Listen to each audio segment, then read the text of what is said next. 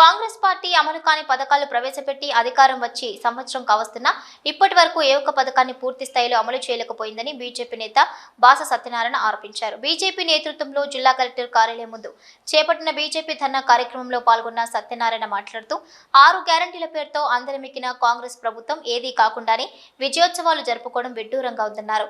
గత 10 సంవత్సరాలు రాష్ట్రాన్ని పాలించిన టీఆర్ఎస్ పార్టీ రాష్ట్రాన్ని అధోగతి పాలు చేసిందన్నారు. ఇప్పటికైనా అధికారం కోసం దీక్షా దివస్ అంటూ లేని కార్యక్రమాలతో ప్రజల ముందుకు వస్తుందన్నారు. గత 10 సంవత్సరాలు ఆ పార్టీ చేసిందేమీ లేదన్న విషయాన్ని ప్రజలు గమనించి ఉన్నారన్నారు. కాంగ్రెస్ టీఆర్ఎస్ పార్టీలు తెలంగాణ రాష్ట్రాన్ని అభివృద్ధి చేయడం మాట అటుంచితే రాష్ట్రాన్ని అప్పుల పాలు చేయడం ఖాయమని ఆయన అభిప్రాయపడ్డారు. ఈ కార్యక్రమంలో బీజేపీ నాయకులు కార్యకర్తలు పాల్గొన్నారు.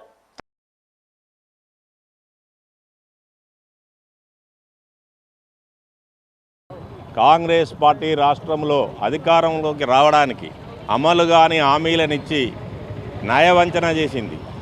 ఈరోజు బీఆర్ఎస్ ప్రభుత్వం 10 ఏళ్ల పరిపాలనకు కాంగ్రెస్ ప్రభుత్వం సంవత్సరానికి అసలు ఏమి తేడా కనపడడం లేదు.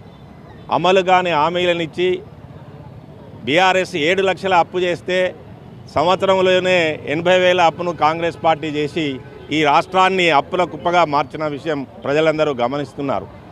అమలు కాని 6 గ్యారంటీలను 66 హామీలనిచ్చి ఇంతవరకు ఏ ఒక్క హామీని కూడా పూర్తి చేయనటువంటి ప్రభుత్వం ఈ కాంగ్రెస్ ప్రభుత్వం. రుణమాఫీ చేస్తున్నారు, అధికారంలోకి వచ్చిన 100 రోజుల్లోనే రుణమాఫీ చేస్తానన్నారు. అరకొరగానే ఇంతవరకు ఆ రుణమాఫీని పూర్తి చేయలేదు.